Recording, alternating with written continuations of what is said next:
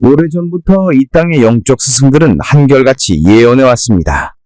한반도의 서쪽 땅이 솟아오르고 국군이 크게 융성할 것이다. 특히 타너스님께서는 서해안의 융기를 말씀하시며 한국이 세계의 중심이 될 것을 내다보셨지요.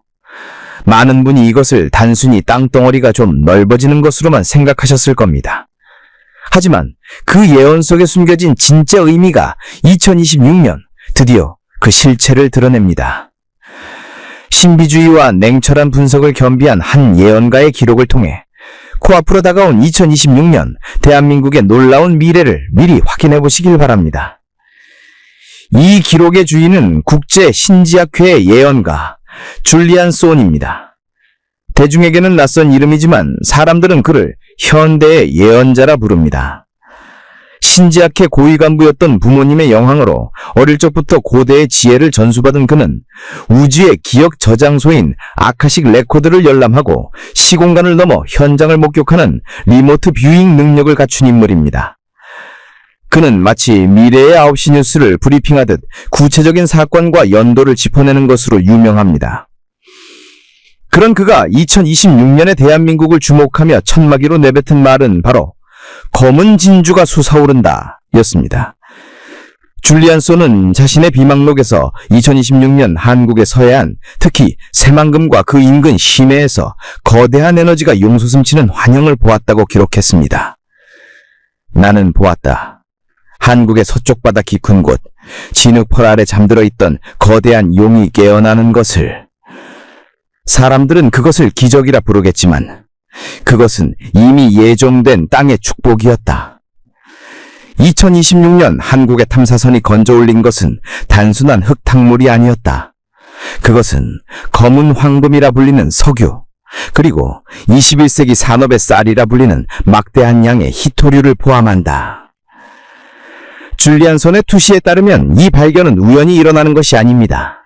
2026년 초 미세한 지질 변화를 감지한 한국의 기술진이 서해의 특정 지점을 시추하게 되는데 그곳에서 전 세계가 100년은 좋게 쓰고도 남을 양의 에너지 자원과 희귀 광물층이 발견된다는 것입니다. 이것이 바로 타너스님께서 말씀하신 서해의 융기에 대한 현대적 해석입니다. 물리적으로 땅이 솟는 것을 넘어 땅속에 감추어져 있던 국가의 힘이 솟구쳐 올라와 대한민국을 단숨에 에너지 자립국으로 만들어버리는 사건입니다. 지금까지 우리는 기름 한 방울 나지 않아 늘 강대국들의 눈치를 봐야 했습니다. 국제 유가가 오르면 서민들의 주머니가 가벼워지고 자원을 무기로 휘두르는 나라들 앞에서 고개를 숙여야 했습니다. 하지만 2026년 이후 이 판도가 완전히 뒤집힙니다.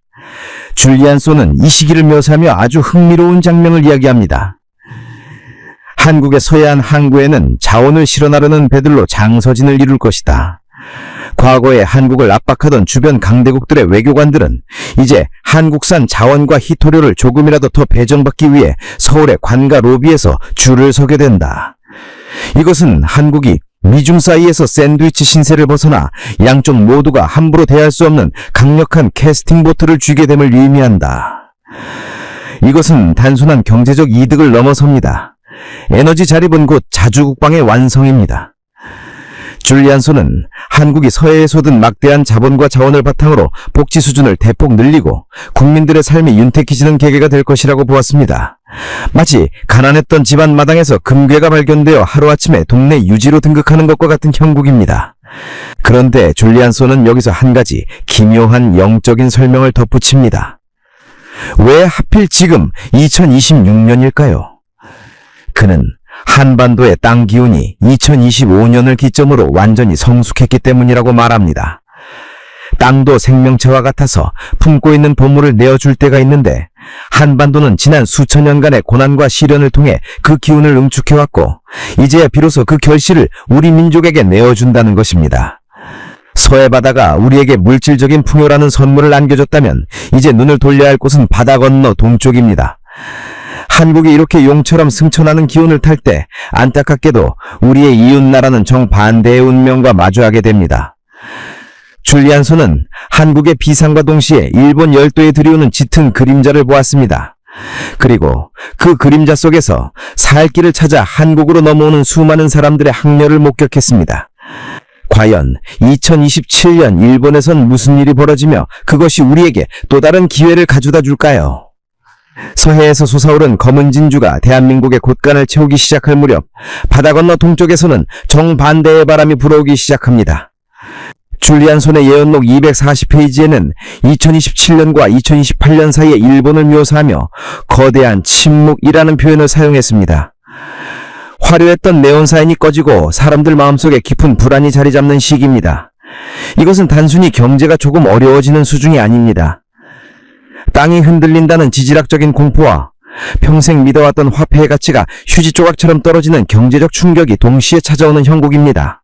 줄리안 소는 이 시기 일본의 상황을 이렇게 투시했습니다. 도쿄의 고층 빌딩 숲은 여전하지만 그 안을 채우던 활기는 사라졌다. 사람들은 더 이상 엔화를 믿지 않으며 안전한 땅과 확실한 미래를 찾아 짐을 싼다. 그들의 눈이 향하는 곳은 단 한 곳. 과거에는 자신들이 가르치려 들었던 나라, 그러나 이제는 유일한 희망이 된 한국이다. 여기서 아주 흥미로운 개념이 등장합니다. 바로 신조선통신사입니다. 옛날 조선시대에는 우리가 일본의 문화를 전해주러 갔지만 2027년의 미래에는 일본의 엘리트들이 살기 위해 한국으로 건너오는 역설적인 상황이 펼쳐집니다. 줄리안 소는 이를 두고 역사의 수레바퀴가 완전히 거꾸로 도는 순간이라고 표현했습니다. 그들이 한국행 배에 싣고 오는 것은 단순한 이삿짐이 아닙니다. 수십 년간 갈고 닦은 정밀 부품 기술, 세계 최고 수준의 소재 공학 데이터, 그리고 가치가 폭락한 엔화 대신 챙겨둔 막대한 금괴와 달러 뭉치입니다. 일본의 장인들과 자산가들은 본능적으로 느낍니다. 지금 안전한 곳은 한국뿐이다. 그들에게 한국은 지질학적으로 안정된 단단한 반석이자 서해의 자원 발견으로 경제가 끌어오르는 기회의 땅이기 때문입니다. 줄리안 소는 구체적으로 2028년 부산과 경상남도 일대의 변화를 예언했습니다. 부산항은 일본에서 건너오는 컨테이너와 인파로 24시간 불이 꺼지지 않을 것이다. 거제와 울산의 공장에서는 일본말을 쓰는 기술자들이 한국인 엔지니어와 머리를 맞대고 신기술을 개발하는 모습이 일상이 된다. 이것은 침략이 아니다. 이것은 생존을 위한 투항이며 한국 입장에서는 굴러들어온 복덩어리를 줍는 격이다. 일부에서는 과거의 역사 때문에 그들을 배척해야 한다고 목소리를 높일지도 모릅니다. 하지만 줄리안 소는 한국이 대국의 풍모를 보여줄 것이라고 보았습니다. 오는 사람을 막지 않고 그들의 기술과 자본을 흡수하여 우리 것으로 만드는 포용력, 그것이 바로 한국을 진정한 아시아의 맹주로 만드는 열쇠가 됩니다. 일본의 기초과학기술이 한국의 응용기술과 결합하면서 대한민국은 반도체, 로봇, 우주, 항공 분야에서 누구도 넘볼 수 없는 초격차 기술 강국으로 도약하게 됩니다. 이 현상을 영적으로 보면 더 의미심장합니다. 줄리안 소는 이를 기운의 이동이라고 설명합니다. 섬나라에 머물던 수 기운이 다하고 이제 대륙과 해양을 잇는 반도의 목 기운으로 세상의 중심이 옮겨오는 이치입니다. 일본이 치는 해라면 한국은 중천으로 떠오르는 해입니다. 일본의 국운이 쇠하면서 빠져나온 에너지가 고스란히 한국이라는 그릇에 담기는 것입니다. 상상해 보십시오. 서에서는 자원이 펑펑 쏟아지고 동해로는 기술과 돈이 제발로 걸어 들어옵니다. 2026년부터 2028년까지 이어지는 이 흐름은 그야말로 대한민국에게 주어진 천재일루의 기회입니다. 하지만 호사다마라고 하던가요? 좋은 일에는 늘 막아 끼는 법입니다. 남쪽과 서쪽에서 좋은 소식이 들려올 때 북쪽의 거대한 산, 민족의 영산이라 불리는 백두산이 심상치 않은 숨을 내쉬기 시작합니다. 줄리안 소는 2029년 무렵 백두산 천지 아래에서 붉은 기운이 꿈틀거리는 것을 보았습니다. 모두가 대재앙이라며 공포에 떨 그 순간 한국인들은 또 한 번 세계를 놀라게 할 기적을 만들어냅니다. 위기를 기회로 뒤바꿀 백두산의 반전, 과연 어떤 일이 벌어질까요? 일본에서 불어온 자본의 바람과 서해에서 솟아난 자원의 파도가 대한민국을 부유하게 만들 즈음 한반도의 머리 꼭대기 백두산에서 심상치 않은 진동이 감지됩니다. 줄리안 소의 예언록 325페이지는 2029년을 붉은 숨결의 해라고 기록하고 있습니다. 천지모세물이 끓어오르고 땅속 깊은 곳에서 거대한 마그마가 용트림을 하며 올라오는 시기입니다. 전세기 치질학자들은 1000년 만에 대폭발이 올 수 있다며 경고하고 한반도는 순식간에 공포에 휩싸입니다. 하지만 줄리안 소니 본 미래는 파멸이 아니었습니다. 그는 이 장면을 두고 아주 기이한 메모를 남겼습니다. 모두가 재앙이라 부르며 도망칠 때 한국의 사람들은 불을 끌어 산으로 올라갈 것이다. 그들은 하늘이 내린 불을 다스려 어두운 북쪽 땅을 대낮처럼 밝히는 등불로 삼을 것이다. 이게 도대체 무슨 말일까요? 화산이 터지는데 그걸 등불로 삼는다니요. 여기서 우리는 한국이 2026년 이후 서해 자원개발과 일본의 기술 유입을 통해 축적한 상상을 초월하는 기술력을 목격하게 됩니다. 2030년 백두산이 폭발하기 직전에 남쪽의 특수기술팀이 급파됩니다. 그들이 가져간 것은 최첨단 시추 장비와 맹각 기술입니다. 폭발하려는 마그마의 압력을 인위적으로 빼내고 그 뜨거운 지열을 이용해 터빈을 돌리는 초대형 지열 발전 프로젝트가 시작되는 것입니다. 줄리안 소는 당시에 긴박했던 상황을 이렇게 묘사했습니다. 땅은 울부짖고 하늘은 검은 연기로 뒤덮였지만 한국의 엔지니어들은 물러서지 않았다. 그들은 마치 성난 용을 달래듯 땅에 침을 놓아 그 뜨거운 기운을 전기로 바꾸어 버렸다. 화산 폭발이라는 대재앙이 인류 역사상 가장 효율적인 친환경 발전소로 뒤바뀌는 기적이 일어난 것이다. 이 사건은 단순한 재난 극복이 아닙니다. 여기서 만들어진 막대한 양의 전기가 어디로 가겠습니까? 바로 전력난에 허덕이던 북쪽 땅으로 흘러들어갑니다. 칠흑즉 같던 북쪽의 도시들의 남쪽에서 보내준 전기로 불이 켜지는 순간 70년 넘게 굳게 닫혀있던 마음의 빗장도 함께 열리게 됩니다. 총칼을 겨누고 정치적인 협상을 하는 것보다 밥을 지을 수 있게 해주고 추위를 막아주는 전기가 들어가는 것이 바로 진정한 통합의 시작입니다. 줄리안 소는 이 시기를 기점으로 북쪽의 체제가 조용한 변화를 맞이한다고 보았습니다. 전쟁이나 급격한 붕괴로 인한 혼란이 아니라 남쪽의 경제력과 기술력에 자연스럽게 스며드는 형태의 통합입니다. 백두산이 내뿜으려던 화가 오히려 남과 북을 하나로 묶어주는 생명줄이 된 셈입니다. 타너스님을 비롯한 옛 예언가들이 말씀하신 북쪽의 문이 열리고 하나가 된다는 예언이 아주 현실적이고 기술적인 방식으로 실현되는 것입니다. 2031년의 한반도를 상상해 보십시오. 서해에서는 석유와 히토류가 나오고 동해 쪽은 첨단 기술단지가 돌아가며 북쪽에서는 백두산의 지열로 만든 전기가 흐릅니다. 겉으로 보기에 대한민국은 그야말로 태평성대, 황금기를 맞이한 것처럼 보입니다. 돈과 기술, 에너지, 심지어 통일의 기반까지 모든 것이 완벽해 보입니다. 하지만 줄리안 소는 바로 이 시점에 아주 서늘한 경고를 던집니다. 곳간은 가득 찼으나 사람들의 마음은 텅 비어 있다. 물질이 풍요로워질수록 정신은 길을 잃고 헤매게 될 것이다. 정치는 여전히 삼류 싸움판을 벗어나지 못하고 국민들은 누구를 믿고 따라야 하는가를 물으며 절망할 것이다. 돈이 많아진다고 행복한 것은 아니듯 국력이 강해졌다고 해서 사회가 평온한 것은 아닙니다. 2030년대 초반 대한민국은 물질적 풍요 속에서 극심한 정신적 혼란과 정치적 갈등을 겪게 됩니다. 국민들은 이제 더 이상 기존의 낡은 정치인들에게 희망을 걸지 않습니다. 영웅을 기다리는 시대, 난세가 영웅을 부른다고 했던가요?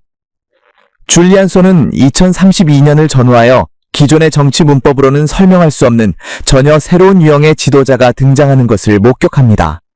그는 정치꾼이 아닙니다. 오히려 철학자에 가깝고 도인에 가까운 풍모를 지닌 인물입니다. 과연 혼란스러운 대한민국을 하나로 모으고 세계가 존경하는 정신적 지도국으로 이끌 이 철인 정치가는 누구이며 어떤 모습으로 우리 앞에 나타날까요? 백두산의 지열이 북쪽의 어둠을 밝히고 서해와 동해에서 들어온 부가 나라의 곳간을 가득 채웠지만 2032년 대한민국의 거리는 오히려 시끄럽습니다. 줄리안 소는 이 시기를 풍요 속의 빈곤이라고 정의했습니다. 주머니는 두둑해졌을지 몰라도 사람들의 마음은 텅 비어버렸기 때문입니다. 세대 간의 갈등, 빈부의 격차, 그리고 무엇보다 밥그릇 싸움에만 몰두하는 여의도의 낡은 정치가 국민들의 분노를 폭발 직전까지 몰고 갑니다. 줄리안 소는 당시의 한국 사회를 이렇게 투시했습니다. 사람들은 길을 잃었다. 누구도 정치를 믿지 않으며 서로가 서로를 손가락질한다.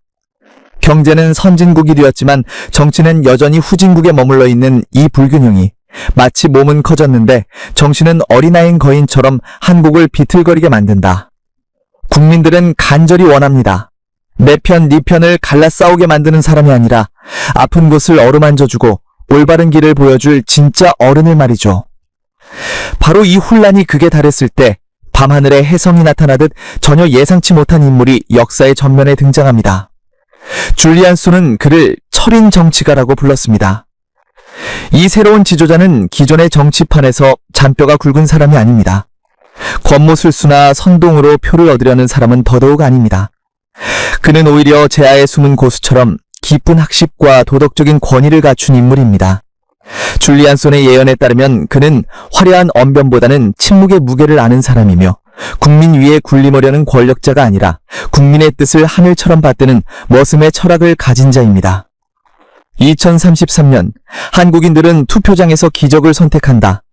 그들은 당의 색깔을 보지 않고 한 사람의 인품과 그가 살아온 궤적을 보고 표를 던진다. 이것은 한국 정치 역사의 도덕의 혁명이다. 이 지도자가 등장하면서 한국 사회의 공기는 180도 달라집니다. 그는 갈라진 국민들을 억지로 붙이려 하지 않습니다.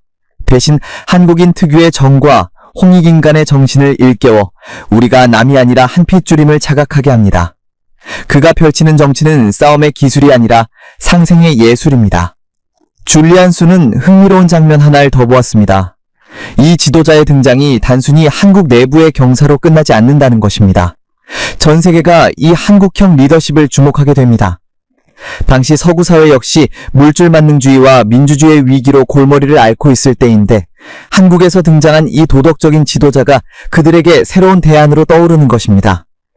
세계 각국의 정상들이 조언을 구하기 위해 서울로 향한다. 그들은 한국의 경제 성장 비결보다 갈등을 치유하고 하나로 뭉쳐지게 만든 한국의 정신적 리더십을 배우고 싶어 한다. 한국의 대통령은 단순히 한 나라의 행정 수반이 아니라 세계가 존경하는 정신적 스승의 지위에 오르게 된다. 이것은 과거 김구 선생님께서 그토록 원하셨던 높은 문화를 가진 나라가 되어가는 과정과도 같습니다. 힘으로 남을 누르는 패권 국가가 아니라 덕으로 남을 감화시키는 덕치 국가. 줄리안 소는 2035년의 한국을 동방의 예루살렘 혹은 현대의 로마에 비유하며 세상의 모든 길과 정신이 한국으로 통하기 시작한다고 예언했습니다. 이렇게 정치가 안정되고 국민들의 마음이 하나로 모이자 대한민국은 이제 마지막 도약을 준비합니다. 경제, 기술, 정치까지 모든 박자가 갖춰졌습니다. 이제 남은 것은 하나, 인류의 병든 마음을 근본적으로 치유할 거대한 정신문화의 탄생입니다. 줄리안 소는 2036년 이후의 세계를 내다보며 아주 충격적인 진단을 내렸습니다.